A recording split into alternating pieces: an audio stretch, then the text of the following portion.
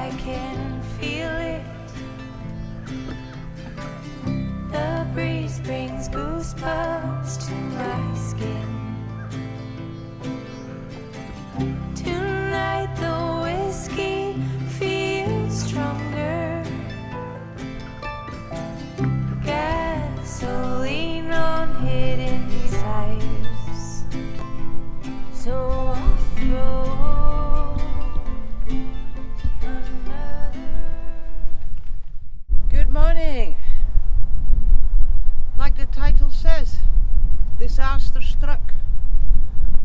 It looks like Ken and I are no longer welcome in Turkey. And I'm going to explain why. But not here sitting in front of the camera.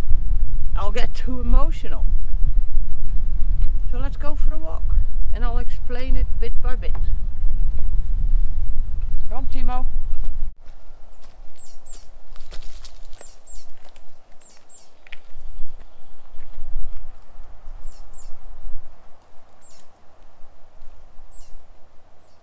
This problem started years ago when Turkey took in millions of Syrians and people started complaining.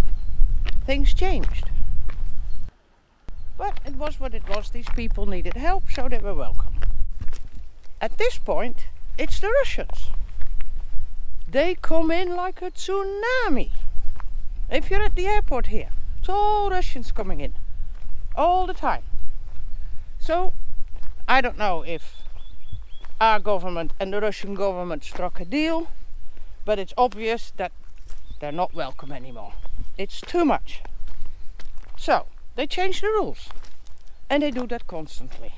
And every time they do, we nervously look up what the changes are. And we're happy that we're still falling into those rules. It's a nerve-wracking system. I am here long enough, Ken as well by the way, to ask for long-term staying permission.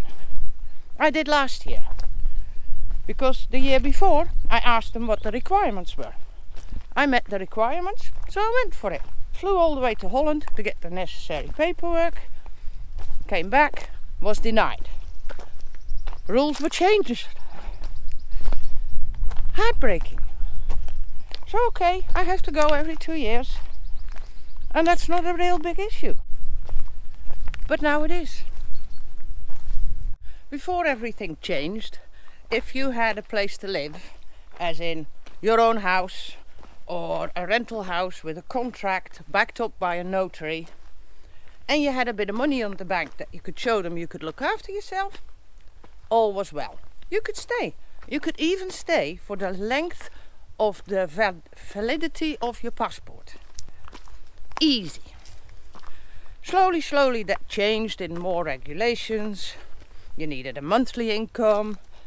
If you owned a house, they didn't even look at your income. You need health insurance. All sorts of things changed.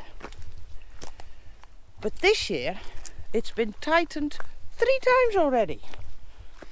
And every time I nervously look what the changes are. And yeah, what we feared happened. I'm good, Ken is not.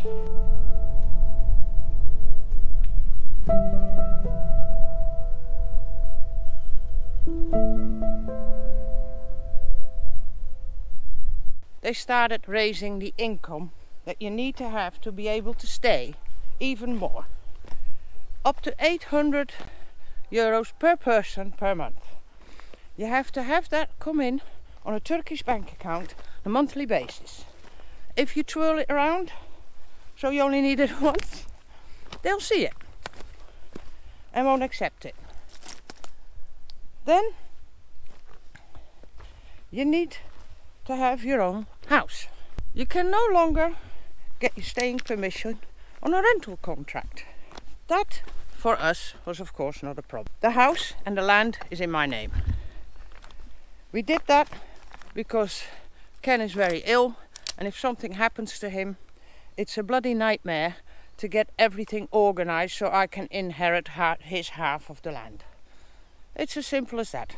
Getting stuff done in the US getting signatures or help from his family, it's outright difficult, if not impossible. So that is why I don't have the problem. I can't meet the income requirement, but at least I have the house and the land, and that's enough. Ken doesn't. So you'd think, we're married, that should do it. Does it everywhere else in the world? It doesn't.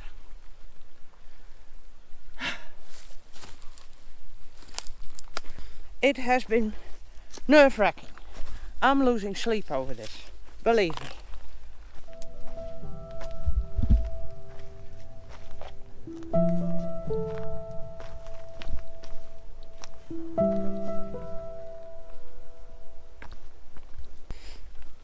And that were last year. Last August, I was at immigration. I asked them. I said, marriage certificate, get an apostille, you're good.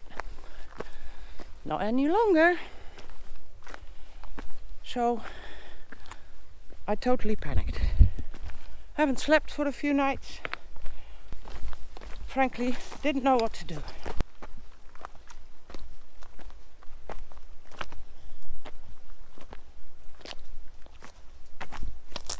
Timo? Timo?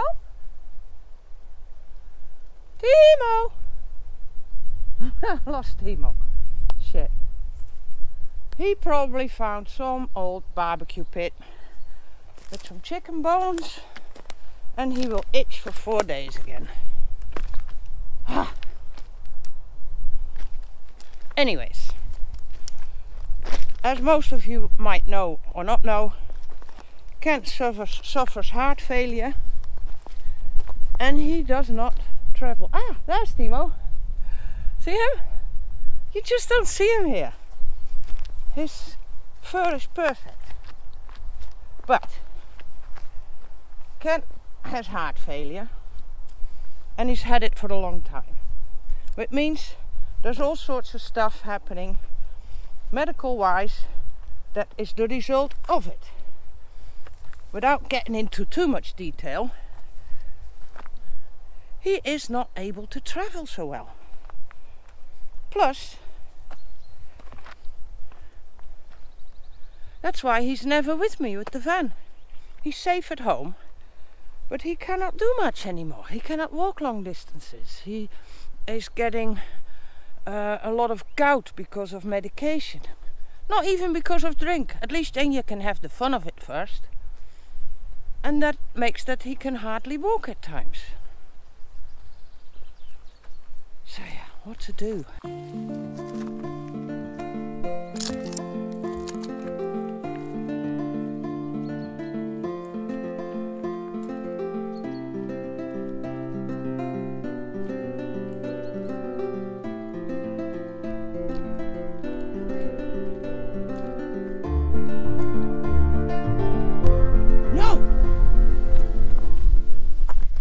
God, I hope he didn't find bones. Oh, he was just 2 days itch-free. But yeah, people barbecue and throw the bones around. They think they do other animals a favor. They don't.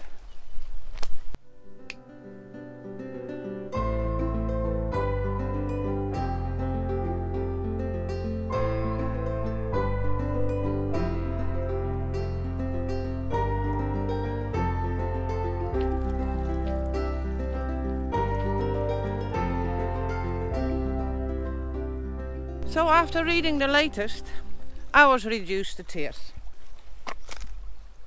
After 2 nights of no sleep, I'm back fighting. Come Timo. Worst case scenario. That's what I'm gonna prepare for. I cancelled my trips. I should have left this morning on my next trip. I'm not going for a while. I need to save every penny that I can get free. So that's not putting it into a van to have some fun trips. Sorry. Then I'm gonna make that van in a way that we can travel in it. It'll be a total nightmare for Ken, but if it's no other way, he must be able to do it. So it needs some upgrades.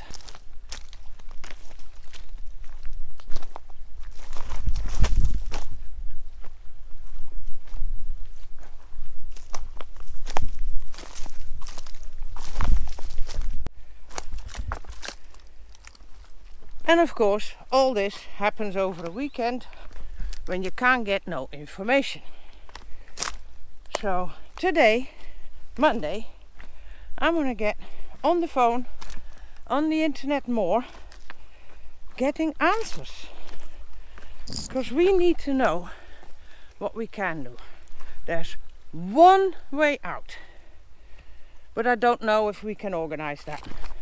And that is to have Ken stay on medical grounds and that I'm the caregiver. And that's what I'm going to research today. In the meantime, when all of this is rolling out, I'm going to work on plan B with the van. Because that's the only thing that gives me peace at the moment. Knowing that whatever happens, we can leave. The only problem is, we'll be homeless. Because we cannot go to the US. I'm not welcome there. Because, same thing, we don't meet the income requirements. Ken can't go to Holland. Not welcome there. Exact same reason. So yeah. Game over, I'd say. So let's hope I can find a way out. And up until then, no travelling for me.